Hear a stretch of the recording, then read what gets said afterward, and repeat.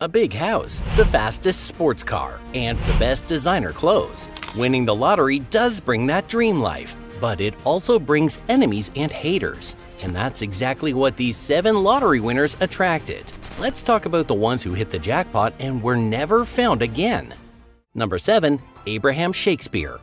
This is Abraham Shakespeare, who had his dream win back in 2006. He won $30 million from the Florida lottery and took home $17 million in cash. He was supposed to be set for life, but things didn't go how he hoped. At first, Abraham made some decent purchases. He bought a nice home in a gated community, picked up a used Rolex and a nice car. That was it. He was not trying to live like a celebrity, but the money didn't bring peace. It brought people. In fact, too many of them. Everyone wanted something: a loan, a gift, a business idea. Abraham got fed up. He even told friends he was better off broke. Then in 2009, Abraham just vanished. His family hadn't seen him in months. Some hoped he ran off to the islands to escape all the noise, but others knew something felt wrong, especially when his mom got a birthday card from him. The problem is, Abraham couldn't write. He was illiterate. The woman who claimed to be helping him was Doris Dee Moore.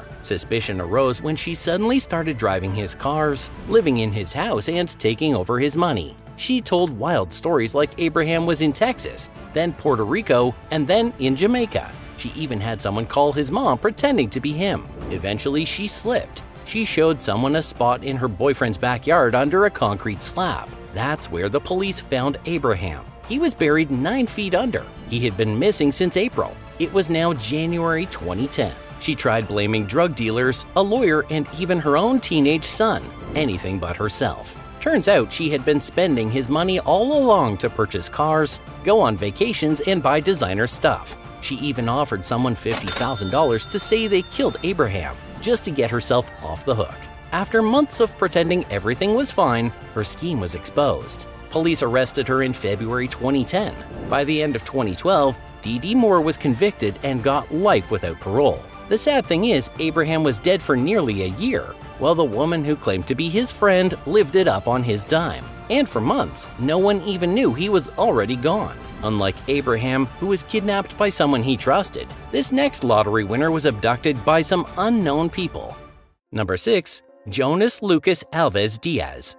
This is the story of Jonas Lucas Alves Diaz, and when he disappeared, it shocked everyone. Not just because he was rich, but because he was the last person you would expect to end up that way. He was quiet, kind, and careful, or at least that's what people thought. He won Brazil's biggest lottery, the Mega Sena, back in 2020, 47 million reais. That's the kind of money that changes lives. But Jonas didn't move to a gated mansion or hire bodyguards. He stayed in the same house in Hortolândia, wore his flip-flops, walked the same streets, and just tried to live like a regular guy. By 2022, everyone in town knew about his win. And then, one day in September, he went out for a walk and never came back. Hours passed, then a full day, and there was no news from him. His family panicked and called the police. The police scrolled through his phone records and watched every security footage they could find to piece things together. Turns out, Jonas had been kidnapped. He was forced to call his bank and beg them to approve a massive transfer. 3 million reais to be exact. But the bank got suspicious and they denied his request. Even then, the kidnappers still managed to steal some money, just not what they were hoping for. After taking his money, they dumped him along a highway, battered and barely alive. He was rushed to the hospital, but the injuries were too much. He died there, never making it back home. Police tracked the money trail. That's how they found 2 suspects, one of whom had the cash sitting in her account. The arrests came quickly, but there were others involved and they vanished. What hurts is that Jonas was not flashy. He gave to charities, helped friends. He didn't shove his win in anyone's face. But it didn't matter. The wrong people still saw an opportunity and they took it. While Jonas didn't know his kidnappers and killers, this next winner was betrayed by someone close to him. Number 5. Jeffrey Dampier. Jeffrey Dampier won $20 million in the Illinois lottery back in 1996. But the truth is, no matter how much money you have, it cannot fix everything in your life. He was on the brink of a divorce and his marriage ended soon after the win. He had to split the money with his ex-wife, and after that, he moved to Florida to start over. New home, new wife, and a small business. He opened a gourmet popcorn shop. At that time, he was not chasing fame or wealth. He just wanted a peaceful life. But Jeffrey had a soft heart, and that's where things got bad for him. He began supporting his new wife's family, paid their bills, gave them gifts, let them live comfortably. One of them was Victoria, his sister-in-law. He trusted her, but way more than he should have. Jeffrey started a secret affair with Victoria, and whether it was love, manipulation, or just poor judgment, it would cost him everything. One evening, Victoria called Jeffrey and said she needed help with her car. He showed up, thinking he was doing her a favor, but it was a trap. She and her boyfriend Nathaniel tied him up, forced him into his own van, and took him to their apartment, where Victoria was handed a shotgun. According to investigators, Nathaniel told her to shoot, and she did. She killed Jeffrey right then and there. Jeffrey was murdered by people he knew, people he gave everything to. Both Victoria and Nathaniel were later convicted of kidnapping and first-degree murder. They will spend the rest of their lives in prison. And what's chilling about Jeffrey's story is not just the betrayal, it's how kindness and generosity became the reason he was targeted. He tried to make a better life for everyone. He just never expected they would take his life in return. Number 4. Maynard Mickey Garrison. Next, we have the story of Maynard Garrison, known to most as Mickey. He was one of those quiet, small-town guys who lived in Oregon and kept to himself. So when he won a $5 million lottery prize in the early 2000s, it didn't really change much about the way he lived. At least not on the surface. He still worked, still drove his truck. But in reality, things were starting to shift. See, Mickey was not living alone. He was married to a woman named Anita, and their relationship, by many accounts, was tense. Friends said they argued a lot. There were rumors of jealousy, mistrust, and even fights about money. Apparently, Anita thought Mickey was cheating on her, especially after the win. She started watching his every move. She even installed a hidden recorder in his trunk to catch him talking to other women, but she never got the proof she was hoping for. Then one day, everything just stopped. Mickey went missing in November 2001. He vanished. He was last seen near the remote logging roads around La Grande. His truck was found not long after, but Mickey was nowhere to be found. People searched for him, and the police got involved, but nothing turned up. But it didn't stay quiet for long. Almost a year later, in September 2002, hikers discovered a decomposed body in the Blue Mountains, and it was Mickey's. He had been shot in the back of the head. He was not robbed, though, and there were no signs of a random attack. There was just a bullet. It didn't take long for suspicion to land on Anita. She was arrested and charged with murder, all while still denying she had anything to do with it. Prosecutors said jealousy and greed drove her to kill her husband, that she couldn't handle the idea of him leaving her, especially not with millions in the bank. Anita stuck to her story in court. She claimed innocence and said she loved her husband, but the jury didn't buy it. In 2004, she was found guilty of murder and sentenced to life in prison. Like Anita, the murder of this next lottery winner was carried out by someone way too close to home. Number 3. Tiffany Hill. Tiffany Hill was a mother of 4 from Oklahoma who hit a small fortune in 2020. She won over $2 million from a California lottery scratcher. Now, that's not billionaire money, but for someone living in rural Oklahoma, it is quite a lot. Tiffany took the lump sum payout, moved her family into a beautiful new home in Calera, and started making plans for the future. But there was one problem. Tiffany was married to a man named John Donato, and from what her family said, their relationship was rocky. John was controlling and toxic, and when she won, instead of things getting better, their relationship got worse. Her family later said they were worried. Tiffany had talked about leaving John. She wanted to start fresh. Then came July 30th, 2021. Police were called to the couple's home for a wellness check. What they found was that Tiffany and her 1-year-old daughter Leanne were both dead. They were shot. What was more shocking was that her husband John was also dead from a self-inflicted gunshot wound. It was a murder-suicide. Investigators later confirmed what her family feared all along, that the win had made her more vulnerable, not less. Tiffany's relatives believed that the money made her a target in her own home. They say she tried to leave, but it was too late. She didn't get the chance. What hurts most is that Tiffany was trying to build a better life for her kids and for herself. She was not out partying, buying sports cars, or showing off her stacks of cash. She wanted safety and stability, and the lottery should have given her that, but it just brought her a sad ending. Number 2. Irouge Khan.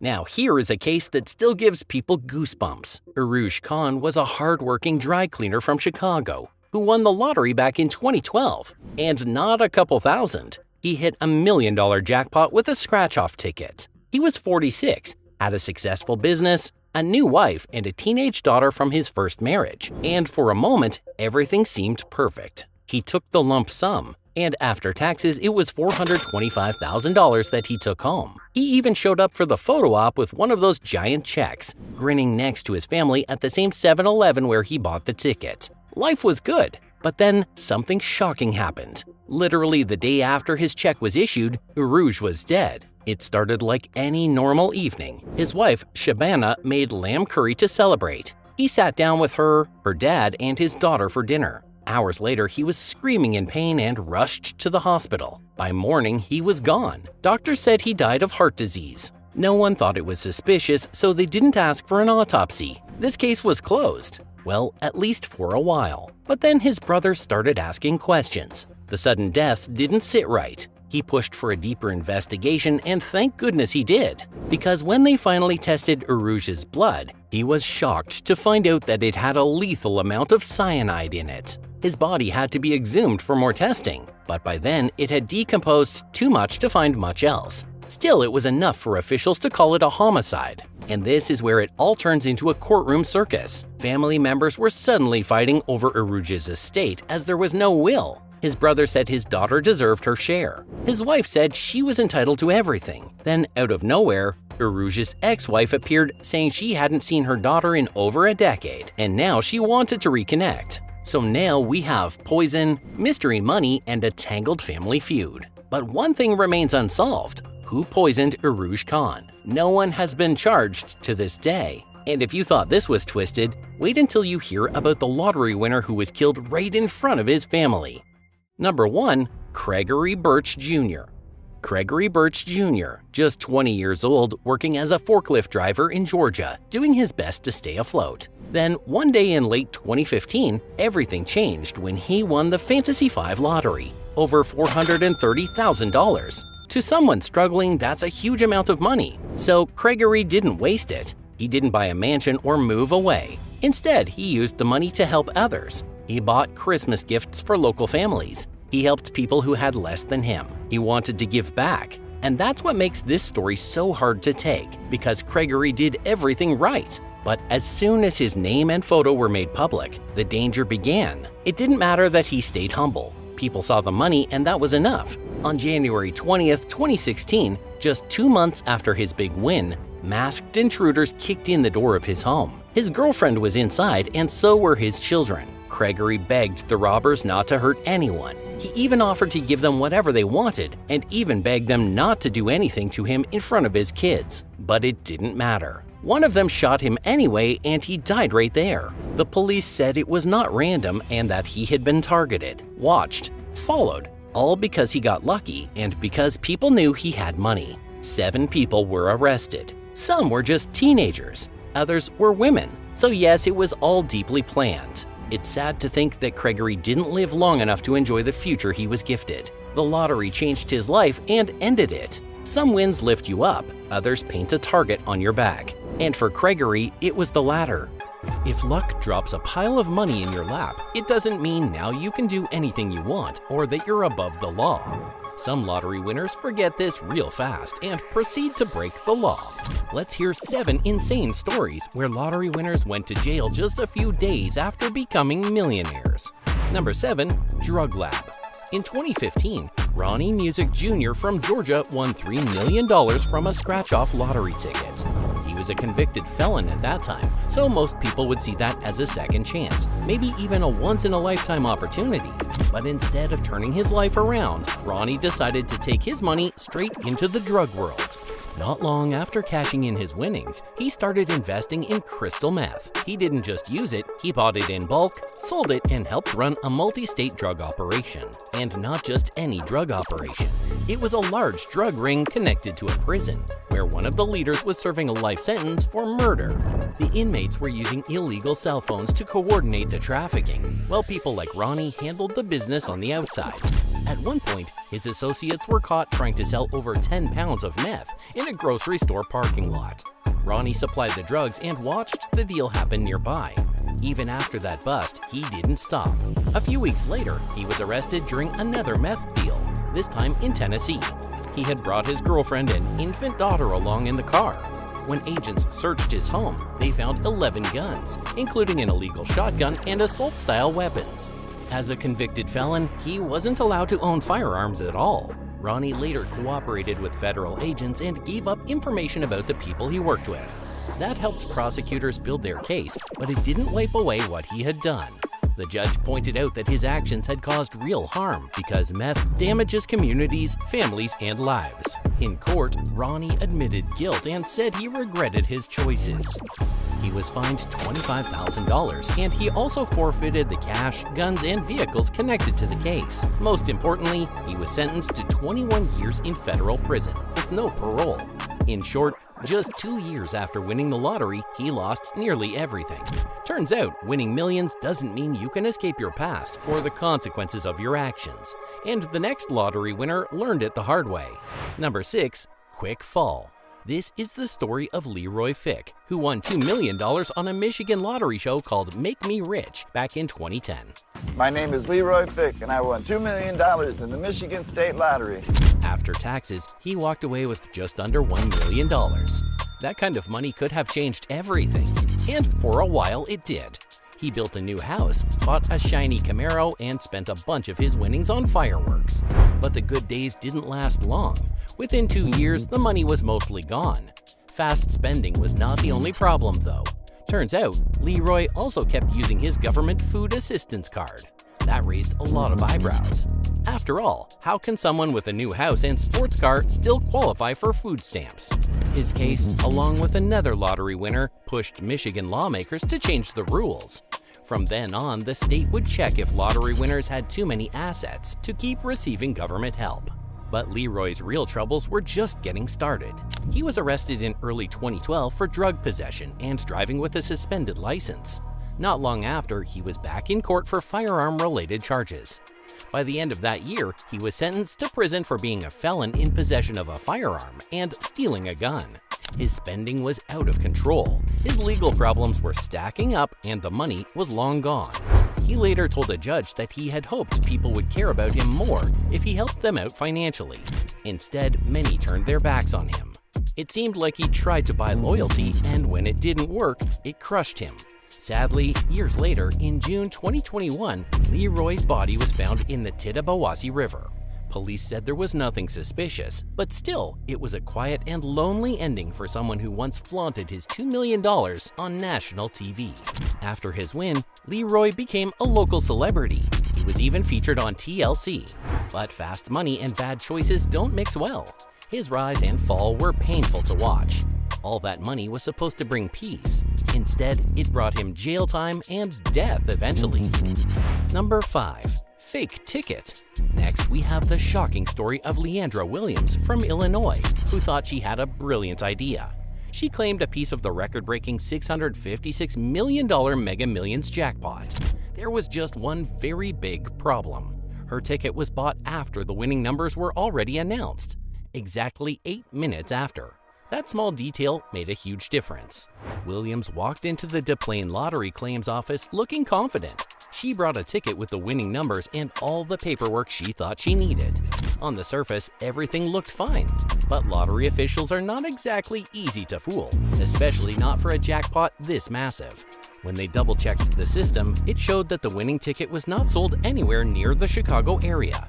That was a red flag number 1. Red flag number 2 was that her purchase was logged at 10:08 p.m., which was 8 minutes after the draw. So technically, the ticket didn't exist when the winning numbers were picked.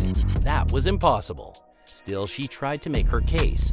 Williams even handed over an email receipt to prove her claim, but it turned out she had altered that too. Officials let her go through with the claim process just to gather more evidence. She filled out all the forms, handed over her fake documents, and waited for a response. When she returned on April 16th to follow up, police were waiting for her. She was calmly arrested on the spot. It was the first fraud case of its kind in Illinois since the state began selling lottery tickets online. To make things worse, this was not her first time in trouble. Just a week before, she had already been charged with wire fraud for falsifying documents. That case was still open when she tried this new stunt. After her arrest, Williams faced new felony charges for attempted theft and forgery. Her bond was set at $10,000, and she was later released while awaiting her court date. After she was arrested, the sheriff said it was shocking that she thought she could pull this off. And honestly, trying to scam a government agency over hundreds of millions of dollars is not exactly a low-risk move, and she did it anyway. Just like this next lottery winner from Michigan. Number 4. Food stamp fraud. In 2011, Amanda Clayton from Michigan won a $1 million lottery jackpot on a game show called Make Me Rich. After taxes, she took home about $735,000, which is a life-changing amount for most people. But Amanda's story didn't turn into the dream people expected. Instead of stepping away from government help after the win, she kept using food stamps and state medical aid.